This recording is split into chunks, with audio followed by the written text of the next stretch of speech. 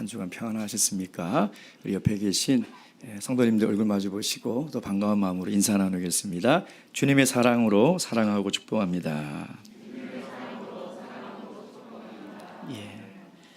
최근에 코로나가 재유행하고 있습니다. 각별히 개인의 건강에 유의하시기 바랍니다. 예수 그리스도 이름으로 하나님 말씀 증거하도록 하겠습니다. 사도행전 1장 1절에서 8절까지 말씀입니다.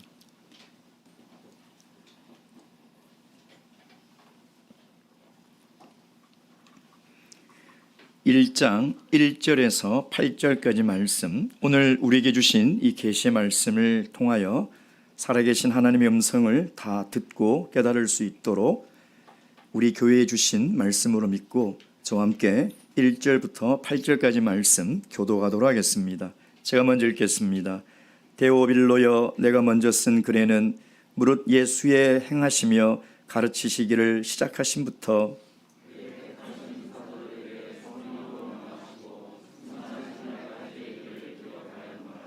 해 받으신 후에 또한 저희에게 확실한 많은 증거로 친히 사심을 나타내사 40일 동안 저희에게 보이시며 하나님 나라의 일을 말씀하시니라.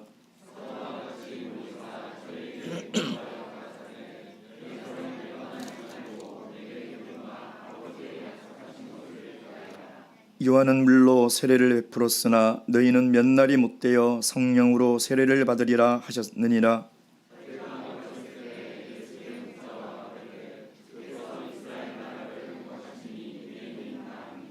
가라사대 때와 기한은 아버지께 자기의 고난해 두셨으니 너희의 알 바 아니요. 성령이 너희에게 임하시면 너희가 권능을 받고 예루살렘과 온 유대와 사마리아와 땅끝까지 이르러 내 증인이 되리라 하시니라. 아멘. 사람마다 간절히 원하고 바라는 것들이 있습니다. 또 그것이 이루어지면 이루 말할 수 없는 기쁨을 누리는 것이 또 우리 인생들이죠. 최근에 거제도 조선소에서 한 노동자가 가로 세로 1m도 되지 않는 그 철장을 만들어서 스스로를 가두고 그곳에서 임금 협상에 농성을 하는 모습을 보았습니다. 눕지도 못하는 그 좁은 공간에서 식사를 해결하고 모든 것을 해결할 정도로 얼마나 그것이 간절할까.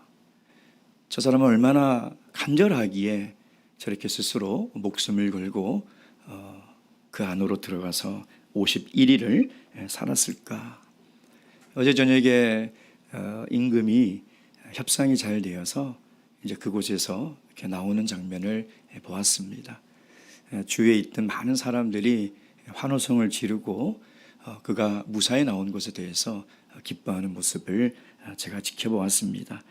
그걸 보면서 저 사람도 한 가족의 남편이고 또 아버지고 또 아들일 것인데 그것을 매일매일 지켜보는 부모와 가족들의 마음은 또 얼마나 간절했을까. 무사히 정말 죽지 말고 살아 나오기를 또 얼마나 간절히 바랬을까 하는 생각을 해보았습니다. 또 며칠 전에 희귀병 치료약이 이제 건강보험이 적용이 되어서 희귀병을 앓고 있는 많은 부모들과 환우들의 그 가족들이 또 기뻐하는 모습을 봤어요. 그 약이 우리나라에서 제일 비싼 약이라고 합니다. 약 한 통에 20억 하는데요. 졸겐스마라는 이 약인데 이 약은 척추성 근위축증이라는 이 희귀병을 치료하는 약입니다. 유전자의 변이로 인해서 이 근육이 점점 수축해 가는 거예요. 나중에는 근육이 점점 말라 비틀어져서 스스로 호흡을 할 수 없을 정도로 결국 이렇게 사망을 하게 되는데요. 태어나서 자녀가 이 희귀병에 걸렸는데도 그 경제적인 그 이유로 그 근육이 다 말라가는 것을 보면서도 약이 있는데 돈이 없어서 쓰지 못하고 죽어가는 그런 일들이 참 많았지만 이제는 건강보험료가 적용이 돼서 현실적인 가격으로 이제 이 병을 치료할 수 있게 됐다라는 소식에 참 그 많은 이 환우들의 가족들이 기뻐하고 환호성을 하는 것을 제가 보았습니다. 제가 이 모습을 보면서 이런 소식들보다 사실 우리 인생들에게 더 기쁜 소식이 있는데 그 소식이 뭐냐? 바로 이 땅에 하나님이 성령을 내려주셨다는 거예요. 정말 우리의 질병과 인생의 고통과 죄의 문제로 죽을 수밖에 없는 그런 이 세상에 하나님께서 성령을 주셨다는 거죠. 우리는 우리가 받은 이 성령이 얼마나 귀한지 잘 모를 때가 있습니다. 20억 하는 그 약보다 비싸면 비쌌지 싸지는 않을까 아니겠습니까? 하나님께서 이 성령을 주신 것이 얼마나 우리 인생에 우리 인류의 이 땅의 희망이요 소망인지 우리는 잘 깨달아야 할 것입니다. 오늘부터 이 사도행전을 함께 나누게 될 건데요. 이 사도행전은 누가가 데오빌로에게 보내는 두 번째 편지입니다. 첫 번째 편지는 누가복음이죠. 그러나 사실 이 데오빌로가 정말 실존하는 사람이냐에 대한 의견은 분분합니다. 실존 인물일 수도 있고 아닐 수도 있지만 이 말씀은 누가가 데오빌로 각하에 보내는 편지이기도 하지만 하나님께서 우리 모든 인생에게 보내는 하나님의 편지라는 사실이랍니다. 하나님은 이 사도행전의 편지를 통해서 무엇을 우리에게 이야기하고 싶을까요? 희망 없고 절망 가운데 있는 이 인생들에게 하나님께서 성령을 보내주셔서 그 성령으로 말미암아 세워진 그 교회가 역사 가운데 어떤 일을 하였는가, 그리고 그 성령을 받은 교회가 어떤 일을 해야 하는가, 그것을 우리에게 이야기를 하고 있다는 것입니다. 사랑하는 성도 여러분, 지금도 하나님의 성령을 모르고 깨닫지 못하고 받지 못해서 죽어가는 영혼들이 얼마나 많이 있습니까? 하나님의 성령을 받지 못해서 공허하고 메마른 인생을 살아가는 불쌍한 인생들이 얼마나 많이 있습니까? 하나님은 그래서 이 땅에 성령을 보내주신 것입니다. 그 성령을 통하여 인간이 할 수 없는 일들을 하나님의 능력으로 교회를 통해서 행하시겠다는 것이죠. 그 내용들이 사도행전에 기록되어 있는 것입니다. 오늘 본문의 말씀이 이어지는 이 내용은 제자들이 예수님께서 십자가에 달려 돌아가시고 다 좌절과 시리와 절망과 두려움에 빠져서 다시 자기의 삶으로 다 돌아가지 않았습니까? 근데 도저히 믿을 수 없는 소식이 들려오는 거예요.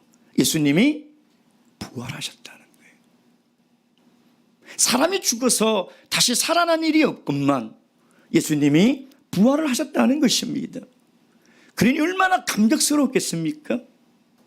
예수님께서 죽음과 사망의 권세를 이기시고 다시 살아나셨다니 그 감격스러운 마음으로 다시 예수님께 다 몰려들어왔을 때 예수님은 부활하시고 승천하기 전 40일 동안 제자들에게 하나님의 나라를 다시 가르치신 거예요. 3절 말씀, 해 받으신 후에 또한 저희에게 확실한 많은 증거로 친히 사심을 나타내사 40일 동안 저희에게 보이시며 하나님 나라의 일을 말씀하시니라. 우리 성도님들 혹시 기억하십니까? 예수님께서 이 땅에 오셔서 제일 처음 설교하신 설교 제목이 뭔지 기억나십니까? 한 달 전 설교 제목도 기억이 안 나는데 목사님 너무 무리한 질문을 하신 것 아닙니까? 잘 생각해 보시면 아실 겁니다. 하나님의 나라입니다. 하나님의 나라. 예수님께서 공생애를 시작하실 때 갈릴리에서 처음 하신 설교 제목이 하나님의 나라예요. 하나님의 나라가 가까웠으니 너희가 회개하고 복음을 믿어라. 이것이 예수님의 첫 번째 설교라는 것이죠. 오늘 예수님과 제자들이 이야기하고 있는 이 역사적인 현장은 감난산이라는 곳이에요. 예루살렘 성전의 맞은편에 있는 곳인데 지금도 그곳에 가면 승천교회가 있습니다. 아마 우리 성도님 중에서도 가보신 분이 있을 겁니다. 그 교회 특징이 뭐냐면 지붕이 없어요. 예수님께서 그곳에서 승천하신 것을 기념하여 만든 교회이기 때문에 지붕이 없다고 하더라고요. 근데 그곳에서 예수님께서 승천하시기 전에 마지막 40일 동안 제자들에게 가르치신 이 하나님의 나라의 이야기와 비전을 말씀하시고 승천하셨다는 거예요. 그렇다면 오늘 늦은 비의 성령으로 세워진 우리도 이 마지막 예수님께서 말씀하신 하나님의 나라와 비전에 관심을 가져야 되지 않겠습니까? 예수님께서 처음 공생에 시작하실 때 하셨던 예수님의 첫 번째 설교의 제목이고 마지막 이 땅에서 사시고 올라가시는 동안 마지막 당부하셨던 것도 하나님의 나라와 하나님 나라의 비전이라면 오늘 우리가 가장 관심을 가지고 들여다봐야 될 하나님의 말씀이 하나님의 나라가 돼야 되지 않겠습니까? 오늘 이 시간 오늘 본문의 말씀을 통해서 하나님 나라가 어떻게 어떤 방법으로 어디서부터 시작되었고 또 시작되어야 하는지를 잘 깨달아 하나님 나라를 위하여 살아가시는 우리 귀한 성도님 되시길 주님의 이름으로 축원드립니다. 첫 번째 우리의 질문은 그렇다면 하나님 나라와 하나님 나라의 비전을 무엇으로 실현할 수 있냐 이 말이에요. 누가 이 하나님 나라를 실현할 수 있겠습니까? 사실 예수님을 따르던 제자들이 간절히 원했던 것은요, 이 땅의 정치적인 나라이지 않았습니까? 하나님의 나라를 이해하지 못했습니다. 그러나 제자들이 이해가 됩니다. 긴 시간 동안 로마의 그 압제 속에서 살면서 얼마나 생활이 가난하고 또 얼마나 힘들었겠습니까? 그러니 그들이 이 정치적인 메시아를 간절히 기다리는 그 마음이 이해는 됩니다. 특별히 예수님의 제자 중에 시몬이라는 사람은 열심당원 출신 아닙니까? 뭔가 사회적인 운동으로 로마를 쫓아내고 이 땅에 이스라엘 나라를 세워보자는 그런 정치적인 사람들이 모인 곳이 열심당 아니겠습니까? 그래 사실 많은 제자들은 예수님을 쫓을 때 그들이 간절히 원했던 것은 이 땅에 세워지는 하나님의 나라였다는 것이죠. 그래서 제자들은 부활하신 예수님께 이렇게 물어봅니다. 6절 말씀 다 함께 읽겠습니다. 시작. 저희가 모였을 때에 예수께 묻자와 가로되 주께서 이스라엘 나라를 회복하심이 이때이니까 하니. 그러니까 제자들도 하나님의 나라가 언제 어떻게 어떤 방법으로 세워지는지 온전히 깨닫고 있지 못했다는 것입니다. 그렇다면 이 하나님의 나라가 이 땅에 어떤 방법으로 세워진다는 것입니까? 이 질문의 대답은 바로 이것입니다. 8절 말씀. 오직 성령이 너에게 임하시면 너희가 권능을 받고 예루살렘과 온 유대와 사마리아 땅끝까지 이르러 내 증인이 되리라. 어떻게 하나님의 나라가 이 땅에 세워질까요? 그것은 저와 여러분이 증인의 삶을 살아가는 것입니다. 성령을 받은 모든 참여스 교회 성도들이 증인의 삶을 살아가는 것이죠. 증인은 어떤 사람입니까?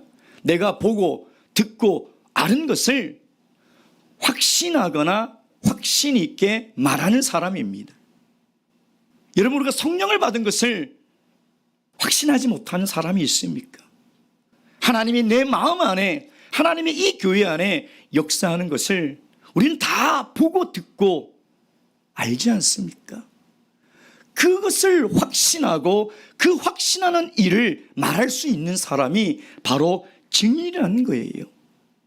사도시대 때는 예수 그리스도의 죽음을 보고 그의 부활하심을 목격한 모든 사람들이 이 부활의 증인이 되었다는 것입니다. 하나님은 이 증인으로 말미암아 이 땅에 하나님의 나라를 세워 가시겠다는 것이죠. 이것이 하나님 나라를 실현하는 방법이라는 것입니다. 근데 이 증인이라는 이 단어는요, 또 다른 의미가 있습니다. 그것은 바로 순교자라는 뜻입니다. 이 증인이 바로 순교자라는 뜻이에요. 저번 주 강남, 분당, 하남 대학 사청부들이 연합해서 우리 박필선 목자님의 순교지를 방문했습니다. 세상의 그 명예와 편안함을 다 버리고 목회자로 헌신하시고, 또 당시 이 빨치산으로 인해서 전라도 그 지역이 얼마나 위험한 상황이었습니까? 핍박이 너무 심해서 그 지역에 있는 참여수교 성도들의 신앙이 무너지고 있을 그때에 자원하셔서 전라도 서도 지역으로 가셨죠. 그리고 맡은 바 소임을 다 하시다가 37세의 젊은 나이에 빨치산의 돌에 맞아 순교하신 겁니다. 그 노족봉이라는 그 산꼭대기까지 끌려 올라가셨는데 마침 끌려 올라가신 날이 7월 11일이에요. 그러니 얼추 비슷한 시기에 청년들과 올라가는데 정말 험한 길이었어요. 도대체 이 험한 길을 어떻게 끌려가셨을까? 얼마나 힘드셨을까? 박필선 목자님이 순교하신 이 장소를 정확하게는 알 수는 없지만 그래도 어느 정도 추정해서 그곳에 기념비를 세워놨는데요. 거기 뒤에 이런 성경 구절이 적혀 있습니다. 요한복음 12장 24절 말씀. 요한복음 12장 24절입니다.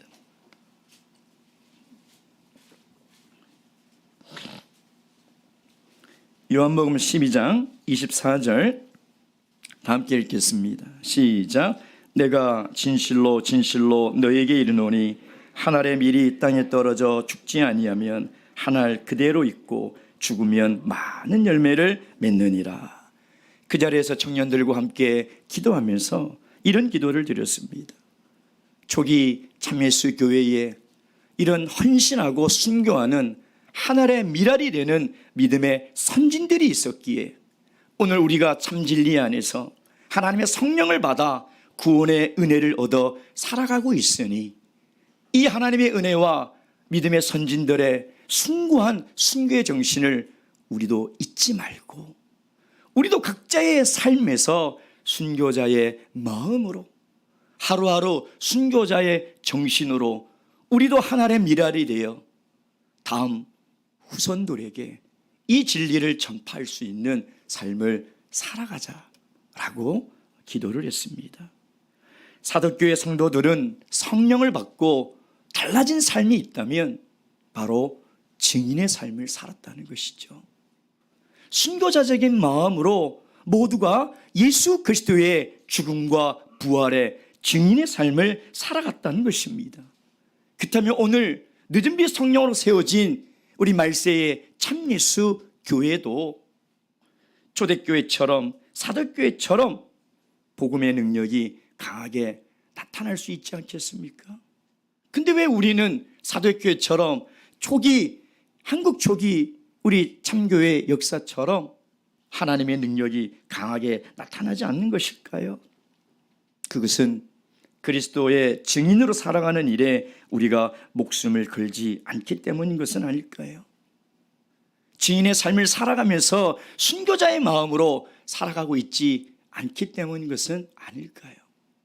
사랑하는 성도 여러분, 성령을 받은 우리 모든 성도님들이 매일매일 삶 속에서 이런 믿음의 선진처럼 순교자적 마음으로 순교자적 삶으로 날마다 그리스도의 복음을 증거하며 살아가시는 증인이 되셔서 여러분과 참교회를 통하여 하나님 나라가 이 땅에 실현되는 영광과 축복을 다 경험하시길 주님의 이름으로 축원드립니다. 두 번째, 이 하나님의 나라의 비전을 그러면 이제는 어떻게 이룰 수 있을까? 하나님의 나라가 도대체 언제 어떻게 이루는지에 대해서는요, 제자들뿐만 아니라 바리새인들도 궁금해했습니다. 누가복음 17장 20절 말씀. 누가복음 17장 20절 말씀입니다. 누가복음 17장 20절 21절 말씀 다 함께 읽겠습니다. 시작.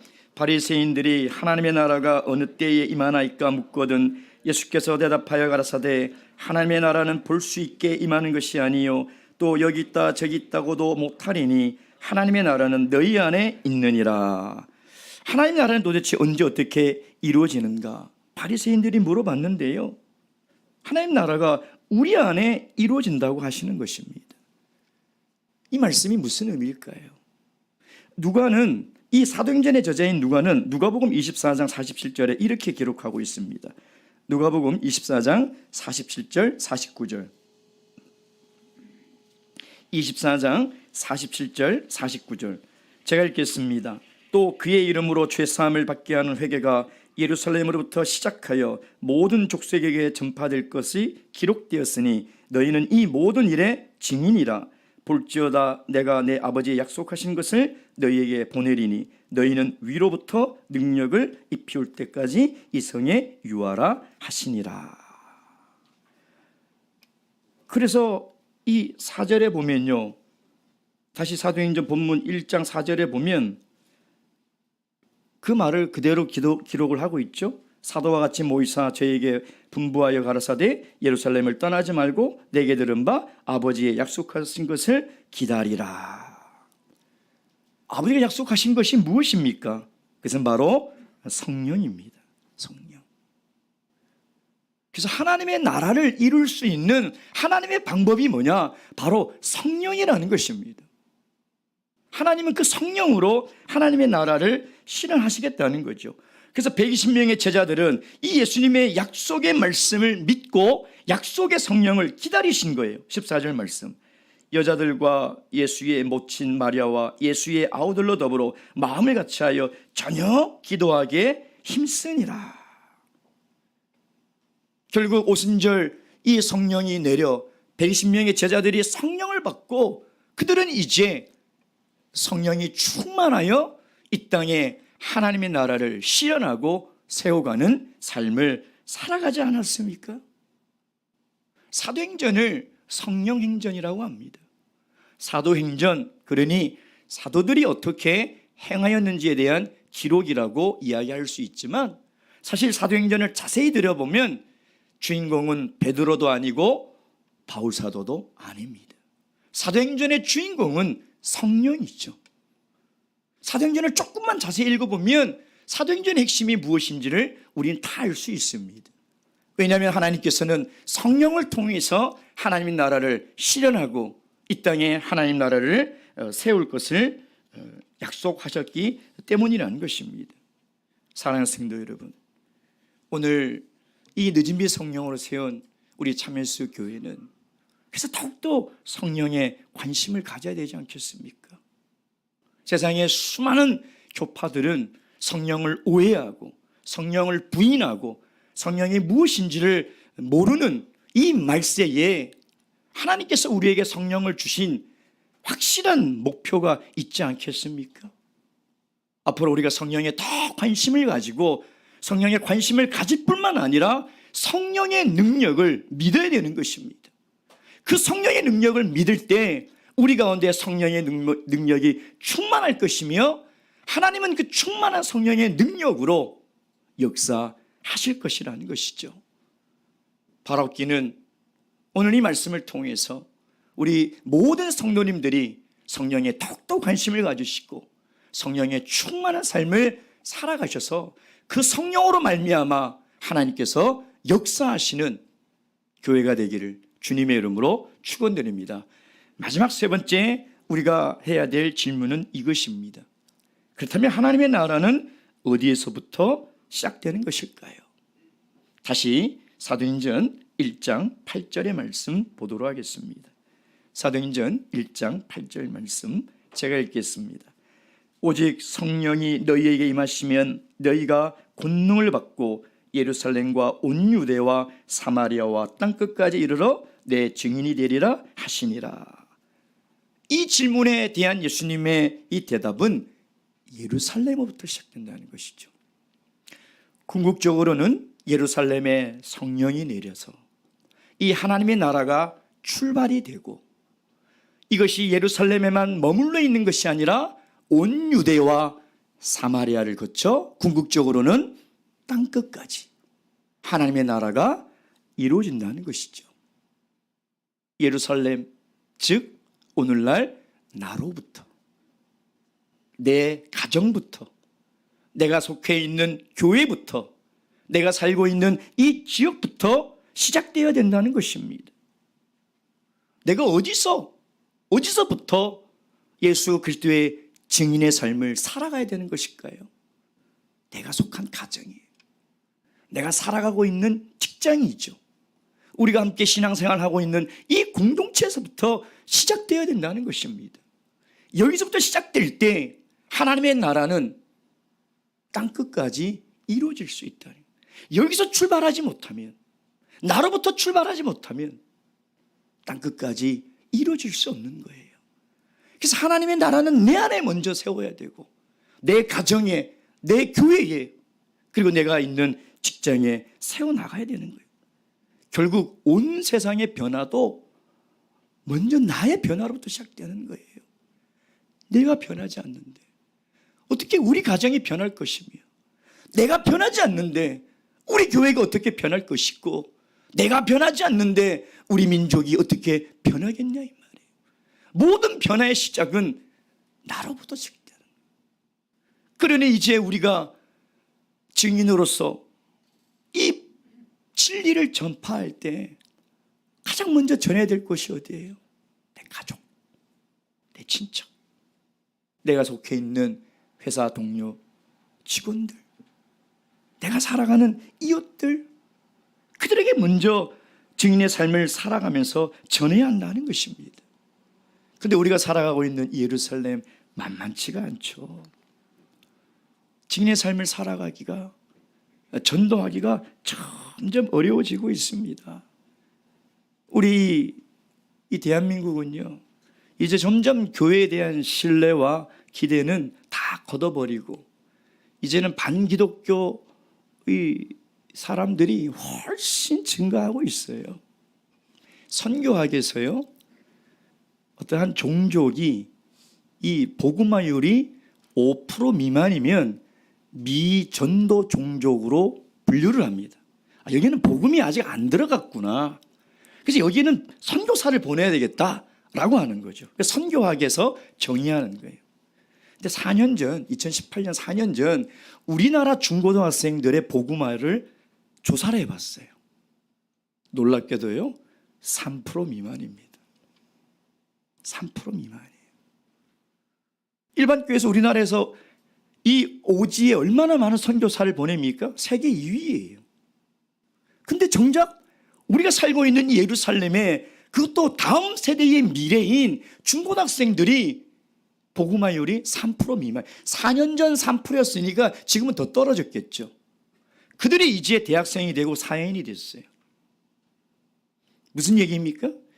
이제 가면 갈수록 구원에 대한 진리와 예수 그리스도에 대한 이야기를 듣지 못하고 살아가는 대한민국 사람들이 훨씬 많아질 거라는 거예요. 훨씬 많아질 거라는 것이죠. 그러니 우리가 이 사는 이 예루살렘, 하나님의 말씀을, 복음을 전파하는 것이 너무나 어렵다. 어떻게 해야 될까요? 그러나 우리는 이것을 멈춰서는 안 된다는 거예요. 하나님께서 우리 교회에 주신 명령이고 성령을 받은 모든 그리스도인이 살아가야 될 사명이라는 거죠.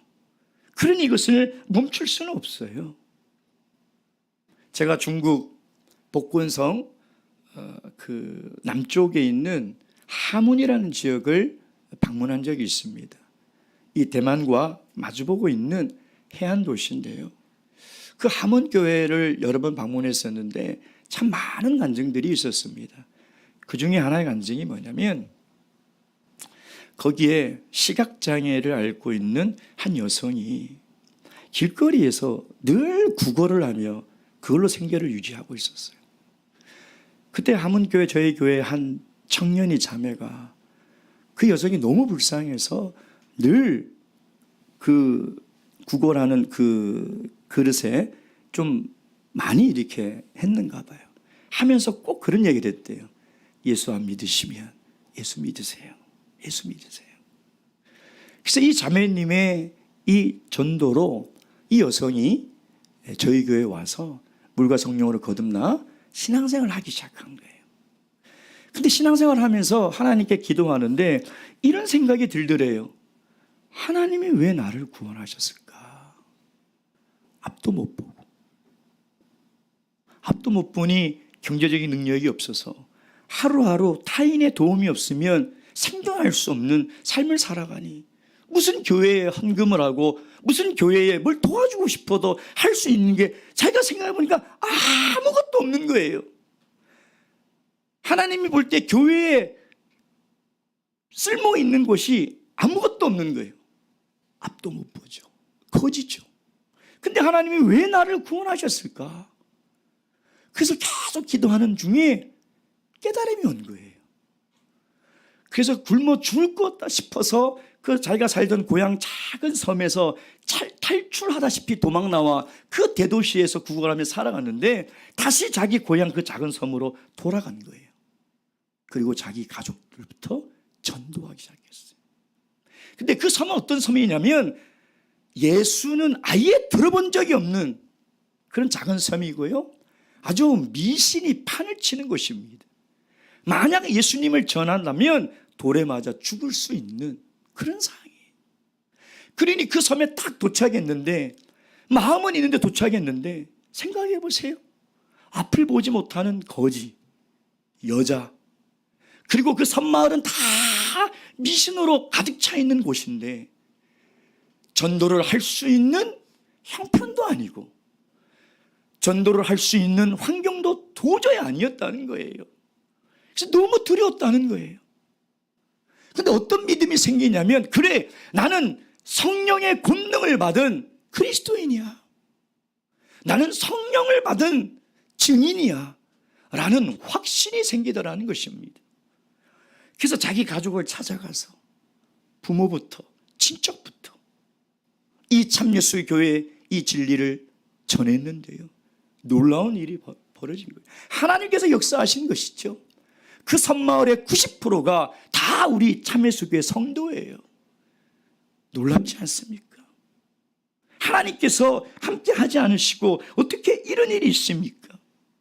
만약 우리도 이 자매처럼 성령의 권능을 받은 것을 확신한다면 내가 가진 형편이 아무리 어렵더라도 우리가 살아가는 이 예루살렘이 아무리 전도를 하기 어려운 시대라 할지라도 하나님께서 역사하지 않겠습니까? 그 역사를 보고 싶지 않습니까? 하나님은 이 교회를 통하여 하나님의 나라를 이뤄가는 역사를 보고 싶어 하신다는 것입니다. 이 말세 시대에 어느 누가 하나님의 나라를 이룰 수 있겠습니까? 늦은 빛 성령으로 세워진 참교회가 아니면 어느 교회가 이 비전을 이룰 수 있냐 이 말이에요. 성령을 받은 내가 아니면 누가 할 수 있겠습니까? 지금이 아니면 언제 할 수 있을 것이며 나로부터 시작하지 않으면 누구부터 시작하겠습니까? 묵도하시겠습니다.